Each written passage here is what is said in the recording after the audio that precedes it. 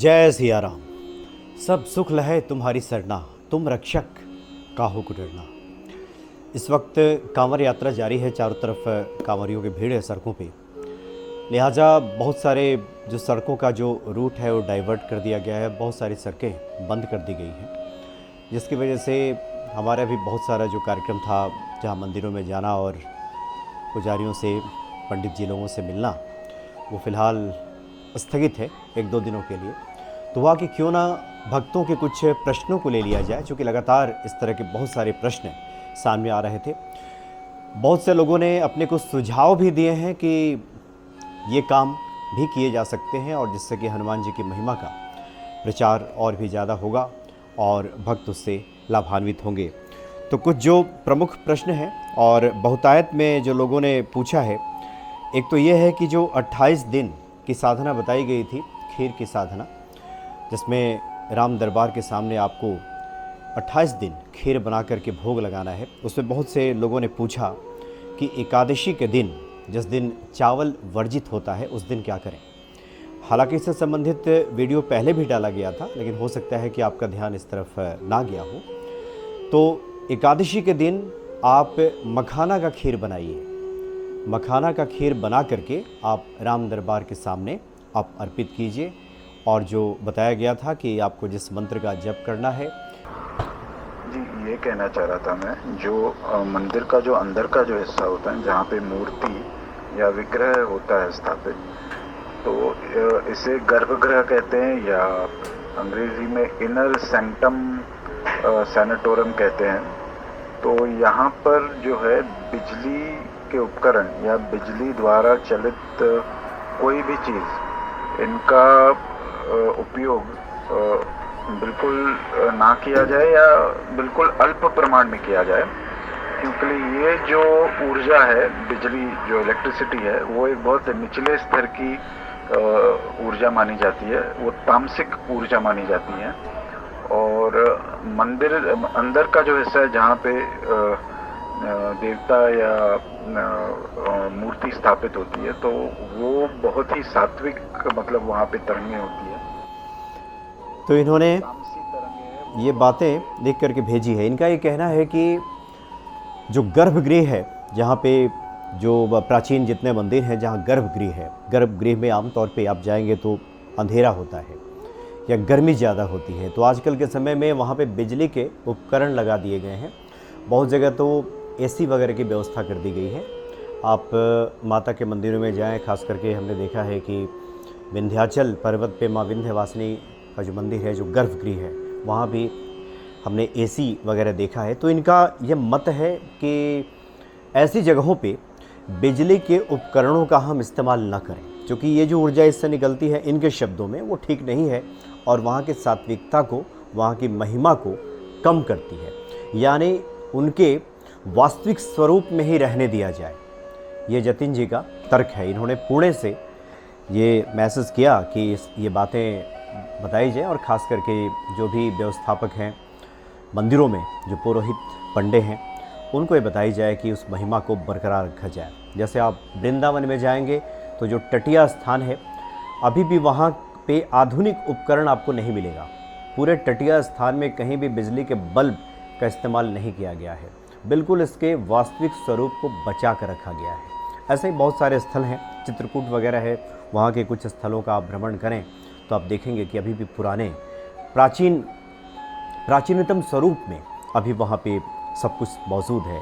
आपको भगवान राम की साक्षात मौजूदगी का अभी भी आपको एहसास होगा। ऐसा लगेगा जैसे जिस शिला पे बैठकर भगवान राम अपना समय व्यतीत करते थे, या जिस शिला पे इंद्र का पुत्र जो कौवे बन करके आया था, वो शिला भी मौजूद है। ऐसा लगता है जैसे अभी भी सब वहाँ साक्षात इसका प्रमाण है। तो उनका ये तर्क है कि इस पे ध्यान देने की आवश्यकता है कि उसकी महिमा को बरकरार रखा जाए।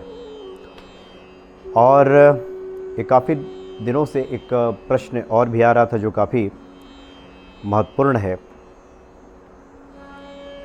कि शब्द संसार करके एक आईडी है, कोई महिला है, भक्त हैं, इन्होंने ये प्रश्न पूछा है कि इनके पूजा, ये खुद तो पूजा करती हैं लेकिन इनके पति पूजा नहीं कर पाते और हनुमान जी की पूजा ये करना चाहती हैं। सुबह की पूजा तो हर रोज़ की तरह करती हैं, किंतु शाम के समय संकल्प लेकर हनुमान चालीसा, हनुमान अष्टक, बजरंग बाण करके आरती करती हैं। किंतु बहुत जगह इन्होंने सुन लिया कि हनुमान अष्टक नहीं करना चाहिए, बजरंग बाण का पाठ नहीं करना चाहिए। और जब इनके पतिदेव बीमार थे तो इन्होंने हनुमान बाहुक का पाठ किया था, उससे भी काफ़ी लाभ मिला था। तो इनके मन में थोड़ी भ्रम की स्थिति है, संशय आ गया है। तो ये पूछ रही हैं कि क्या महिलाओं को बजरंग बाण का पाठ, हनुमान अष्टक का पाठ, हनुमान बाहुक का पाठ करना चाहिए क्या? क्योंकि हनुमान चालीसा तो सबको करना चाहिए, ये तो स्पष्ट हो गया है। अब सभी लोग समझ गए हैं कि हनुमान चालीसा वर्जित नहीं है किसी के लिए, सबको करना है। रही बात बजरंग बाण की, तो इस संबंध में कई बार बातें हुई हैं, कई बार सिद्ध महात्माओं से बातचीत हुई है। सबका एक मत में ये कहना है कि इसको आपात स्थिति में इसका इस्तेमाल होना चाहिए, यानी जब कोई रास्ता ना मिल रहा हो, मरता क्या ना करता वाली जब स्थिति पैदा हो गई हो, तो आप बजरंग बाण का पाठ करें। क्यों? क्योंकि इसमें इष्ट जो हमारे हैं हनुमान जी, उनको शपथ दिलाई गई है, उनको कसम दी जा रही है, शपथ दिलाई जा रही है कि आप ये काम कीजिए। आपको शपथ है आपके इष्ट की, प्रभु श्री राम की। तो जो भी भक्त हैं उनको ये ठीक नहीं लगता कि अपने हम सांसारिक कार्यों को पूरा कराने के लिए हनुमान जी को हम बाध्य करें, उनको शपथ में बांधें। लेकिन फिर भी ये बजरंग बाण जो पाठ है ये बड़ा शीघ्र फलदायी है, आपको जो भी इसका फलाफल है वो मिल जाता है। संतों का ये भी कहना है फल तो मिल जाता है। लेकिन हनुमान जी के प्रति जो हमारा प्रेम है वो बाध्य होकर के करते तो हैं, आपने शपथ दे दिया, वो कर देते हैं काम, आपका कार्य पूरा हो जाता है। लेकिन प्रेम में कहीं ना कहीं कुछ यूँ कह सकते हैं कि एक गांठ पड़ जाना या प्रेम कम हो जाता है, ये आप समझ लीजिए। क्योंकि प्रेम में कोई शर्त नहीं होती कि ये काम कीजिए तभी प्रेम होगा।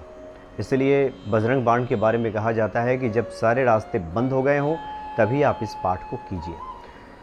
तो ये तो स्पष्ट हो गया, महिलाएं हो या पुरुष, जब कोई रास्ता ना बचता हो तो बजरंग बाण का पाठ कीजिए, फल मिलेगा। कई बार लोग अनजाने में ही पाठ करते हैं, उनको पता नहीं होता तो पाठ करते जाते हैं, फल भी मिलता है। लेकिन अब जब आप जान गए हैं और आपको ये भी पता चल गया है कि हनुमान चालीसा अपने आप में सर्वश्रेष्ठ है, पूरे रामचरितमानस का निचोड़ सुंदरकांड है, और सुंदरकांड का जब निचोड़ हनुमान चालीसा है और हनुमान चालीसा अपने आप में जब सर्वश्रेष्ठ है, उसी से सब मिल जाएगा, तो फिर आगे की किसी पाठ की आवश्यकता भी नहीं। वैसे आपकी श्रद्धा आप करते रहें, हनुमान चालीसा ही पर्याप्त है। रही बात हनुमान बाहुक की, तो हनुमान बाहुक आप पढ़ते रहें और हनुमान अष्टक भी आप करें। इसमें किसी प्रकार की कोई आशंका, किसी संदेह की गुंजाइश नहीं है, आप इसको करते रहिए। एक और, चूँकि बहुत सारे जो कमेंट्स आते हैं उसमें नाम स्पष्ट तौर पे नहीं लिखा रहता, सिर्फ आईडी से आता है, तो जो हम पढ़ पा रहे हैं इसमें लिखा है परम गोलू राजा करके, इस तरह का। इन्होंने भी पूछा है कि 11 दिन का हनुमान चालीसा पाठ का संकल्प लेना है, लहसुन प्याज खाएं कि ना खाएं? तो ना खाइए, जब आपका अनुष्ठान करना है तो इसको तो छोड़ ही देना चाहिए।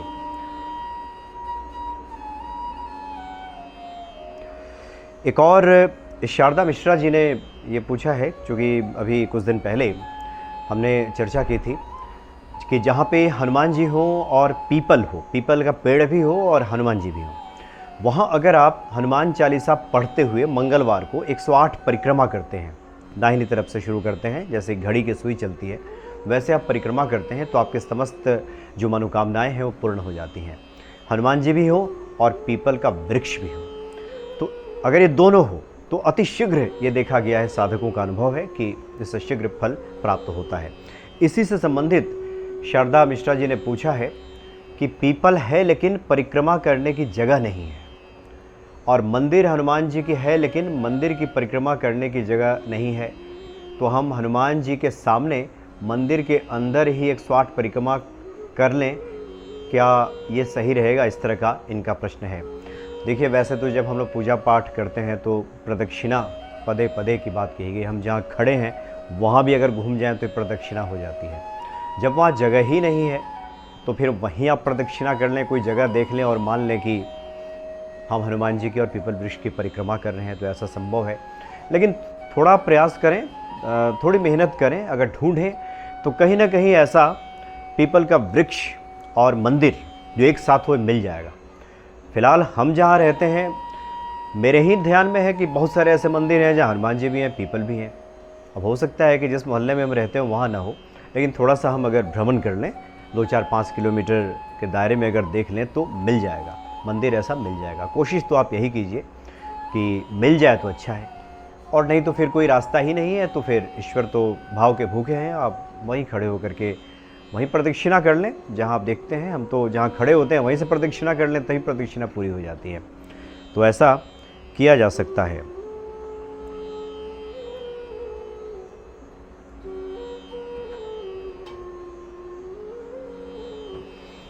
एक प्रश्न है, ये कमलेश जी हैं, इन्होंने लिखा है कि मनोज जी, मैं आपके सारे वीडियो देखता हूँ, वीडियो के माध्यम से काफ़ी कुछ जानकारी भी हासिल होती है, परंतु आपसे मेरी एक प्रश्न है कि मंगलवार, शनिवार, अमावस्या, पूर्णिमा को हनुमान जी का हवन करने से समस्त सिद्धियां प्राप्त होती हैं, परंतु क्या मंगलवार, शनिवार, अमावस्या और पूर्णिमा को अग्निवास होगा तभी हवन पूजन किया जा सकता है क्या? ये इन्होंने प्रश्न पूछा है। तो जी हाँ, बिल्कुल, आप अगर कोई अनुष्ठान कर रहे हैं तो उसमें विधि विधान का तो आपको ध्यान रखना ही होगा कि जब अग्निवास हो तभी आप उस वक्त हवन करें, और चाहे वो अमावस्या हो, पूर्णिमा हो या कोई भी शुभ तिथि हो, शनिवार हो, मंगलवार हो या भी अन्य जो शुभ तिथियां होती हैं, जब आप अनुष्ठान के तहत हवन करें तो ये ध्यान रखें कि अग्निवास है कि नहीं। अग्निवास का मतलब हो गया कि अग्नि का वास अभी कहाँ है, क्योंकि अग्नि का वास स्वर्ग भी बताया गया है, इस पृथ्वी पर भी है और पाताल में भी है। तो उस वक्त जब अग्निवास इस पृथ्वी पर हो तब आप हवन करेंगे तो उसका शुभ फल मिलेगा। अगर हम शास्त्रोक्त बातें करें तो जिस वक्त अग्निवास पृथ्वी पर ना हो उस वक्त अगर हम हवन करते हैं तो उल्टे बुरा प्रभाव भी मिल जाता है। ये हम शास्त्रों की बात कर रहे हैं कि ऐसा मिल जाता है। अगर अग्निवास अगर स्वर्ग में है तो अशुभ प्रभाव मिलता है, अगर अग्निवास पाताल में है तो आर्थिक हानि भी होती है। लेकिन अग्निवास अगर पृथ्वी पर है उस वक्त अगर हम हवन करते हैं तो शुभ फलों की प्राप्ति होती है। वैसे अग्निवास आप किसी भी पंडित जी से पूछेंगे, वो बता देंगे सब देख करके। अगर आप खुद भी निकालना चाहते हैं तब भी निकाल सकते हैं, क्योंकि 2 पक्ष होते हैं महीने में, कृष्ण पक्ष और शुक्ल पक्ष। 7 दिन होते हैं, रविवार से लेकर के शनिवार तक 7 दिन हो गए, 2 पक्ष हो गए, 30 दिन का महीना हो गया।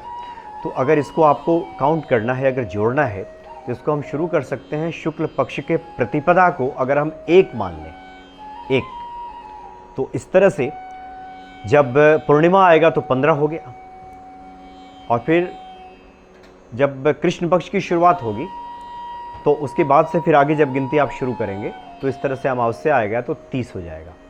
तो जो तिथि है और जो दिन की तिथि है, जैसे दिन का तिथि मतलब रविवार को अगर हम 1 मान लें, सोमवार को 2 माना, मंगलवार को 3 माना, बुधवार को 4 माना, और बृहस्पतिवार को 5, शुक्रवार को 6, शनिवार को 7, तो इस तरह से 7 दिन हो गए।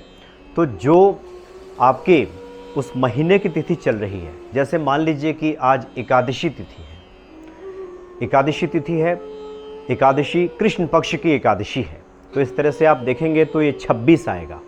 अगर शुक्ल पक्ष को के प्रतिपदा को आपने 1 माना है तो आज एकादशी है तो ये 26 आएगा, 26वां दिन ये हो जाएगा एकादशी को।